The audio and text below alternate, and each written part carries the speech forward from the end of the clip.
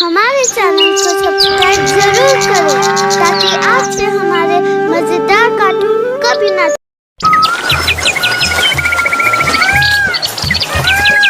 गेंदा सेठ सुबह सुबह बाजार में सब्जी खरीदने के लिए दुकानदार से भाव पूछ रहा था।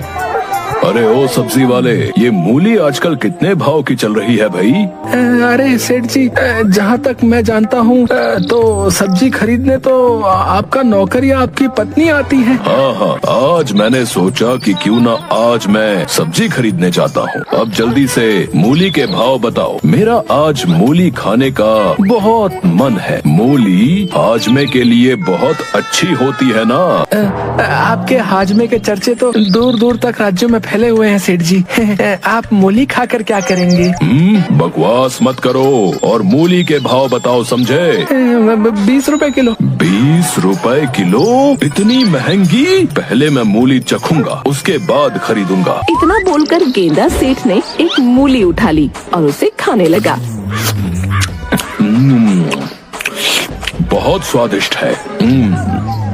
कुछ ही देर में गेंदा सेठ दुकानदार की सारी मूलियाँ खा गया और दुकानदार से बोला, तुम्हारी मूली बहुत स्वादिष्ट थी। कल मैं तुम्हारी दुकान से आकर मूली जरूर खरीदूंगा। सेठ जी, इसके पैसे तो दे दीजिए।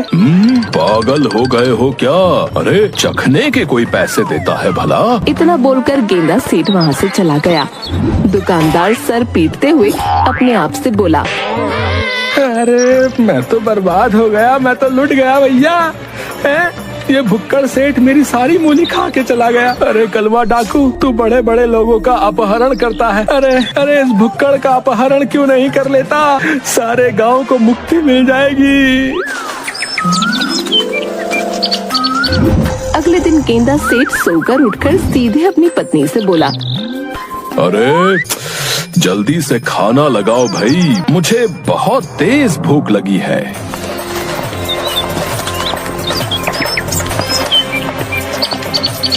समझ में नहीं आता कि आखिर तुम्हारी माँ ने तुम्हें क्या खाकर पैदा किया है। तुम्हारे पैदा होने से पहले शायद उन्होंने हाजमोला की पूरी बोतल निगल ली होगी, उसका नतीजा तुम निकले।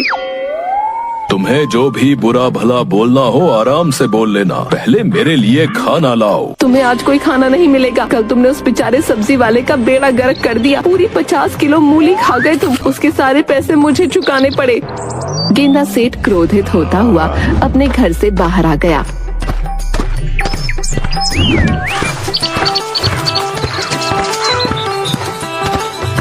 अचानक उसके मन में एक विचार आया। गेंदा सेठ सीधे अपने गांव के बाजार में चला गया।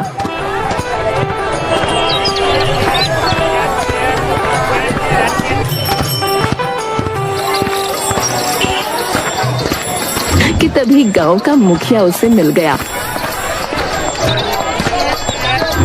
अरे भुक्कड़ सेठ, कहाँ जा रहे हो? क्या बकवास कर रहे हो? मेरा मतलब गेंदा सेठ, जाओ जल्दी से अपने घर चले जाओ। क्यों? क्या तुम अपनी बेटी की शादी का न्योता देने मेरे घर आ रहे हो क्या? अरे मेरी क्या मत मारी गई है जो मैं तुम्हें न्योता दूंगा? अरे मैंने सुना है कि कलवा डाकू अपने साथियों के साथ यहाँ पर आ रहा है भाई। कलवा डाकू जो है बहुत बड़ा डाकू है, समझे? तुम्हें पता है, वो लोगों का अपहरण करके ले जाता है और बदले में उनसे ढेर सारे पैसे मांगता है।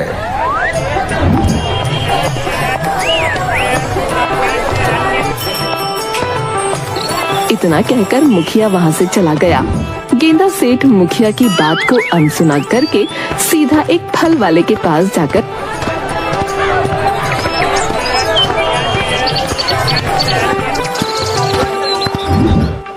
अरे भैया, ये सेब आजकल क्या भाव चल रहे हैं? 200 रुपए किलो भैया। अरे बहुत महंगे हो गए हैं। पहले मैं एक सेब चक्कर देखूंगा। भैया मुझे सब पता है। कल तुमने मूली सब्जी वाले का बेड़ा करके कर दिया है, अब तुम वही करने मेरे पास आए हो। चले जाओ यहाँ से, बता रहा हूँ। तभी वहाँ पर कलुआ डाकू अपने साथियों के साथ घोड़े पर बैठकर आ गया। कलुआ डाकू सबकी ओर देखते हुए बोला, हमारा ही नाम कलुआ है। कलुआ, हम जहाँ भी जाते हैं पैसा, सब्जी, फल, अनाज, पानी सब लूट लेते हैं। इतना बोलकर कलुआ डाकू अपने साथियों की ओर देखकर बोला, लूट लो पूरे बाजार को, जितने भी खाने पीने की वस्तुएं हैं सब लूट लो। 2 महीने आराम से बैठकर खाएंगे। तभी वहाँ पर एक साधु आ गया।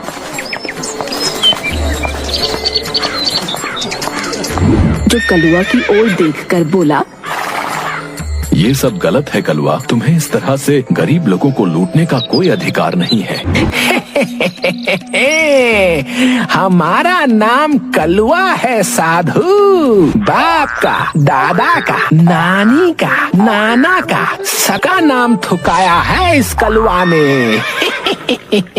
देखो कलुआ, मैं दिव्य दृष्टि से देख रहा हूँ कि तुम्हारे ग्रह सही नहीं चल रहे। आज इस बाजार को लूटने का इरादा त्याग दो, नहीं तो तुम जीवन भर पछताओगे। अरे जा जा पाखंडी साधु हैं? अगर ऐसी बात है तो मैं पूरे बाजार को लूटूंगा भी, और साथ ही साथ इस गांव में एक अमीर व्यक्ति का अपहरण भी करूंगा। तभी कलुआ की नजर गेंदा सेठ पर पड़ी। देखने में तो तू सेठ लग रहा है। अरे मैं गांव का सेठ ही हूँ, मुझे गेंदा सेठ कहते हैं, गेंदा सेठ। हमारा नाम कलुआ है। बाप का, दादा का, दादी का, नानी का, परनानी का सबका नाम थुकाया है इस कलुआ ने। बड़े बड़े मूर्ख इंसान देखे इस कलुआ ने, लेकिन तेरे जितना बड़ा मूर्ख नहीं देखा। तूने मुझे बता ही दिया कि तू सेठ है। अब तो मुझे तेरा अपहरण करना ही पड़ेगा। इतना बोलकर कलुआ अपने साथियों से बोला, सारे बाजार को लूट लो और इस गंदा सेठ को भी उठा लो। कलुआ गेंदा सेठ को बंदी बनाकर एक खेत में ले गया और अपने साथी से बोला, इस सेठ को धूप में ऐसे ही खड़े रखो, थोड़ी तो चर्बी कम होगी इसकी। खा खा कर तोंद का पठान कोट बना रखा है, बताओ। अरे डाकू जी, मेरे इस पठान कोट को बहुत जोरों की भूख लगी है, और मुझे चाहे धूप में बांधो चाहे छाँव में, मुझे इससे कोई फर्क नहीं पड़ता, बस मुझे कुछ खिला दो। हमारा नाम कलुआ है। बाप का, दादा का, दादी का, नाना का, नानी का, परनानी का सबका नाम थुकाया है इस कलुआ ने। हम बहुत बड़े डाकू हैं, लेकिन हमने आज तक कभी किसी को भूखा नहीं मारा। तेरी ये इच्छा भी हम जरूर पूरी करेंगे। इस खेत को देख रहा है, ये मेरा ही खेत है।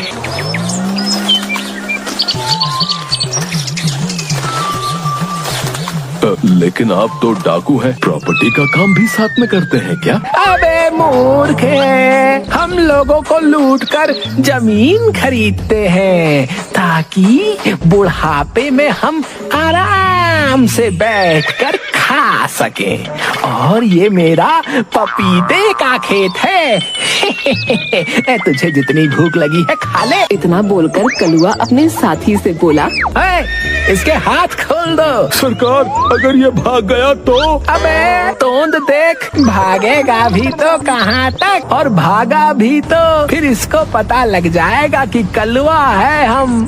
हाँ, भागने वाले को सीधा गोली मार देते हैं। कलुआ के साथी ने गेंदा सेठ को खोल दिया। कलुआ अपने साथियों की ओर देखकर बोला,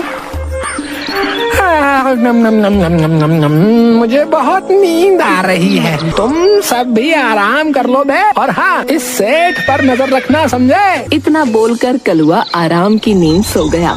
गेंदा सेठ को बहुत ज्यादा भूख लगी थी। गेंदा सेठ देखते ही देखते पूरे खेत के पपीते चट कर गया। कलुआ जब सोकर उठा तो उसने देखा उसके पपीते के खेत में पपीते का नामो निशान तक नहीं था।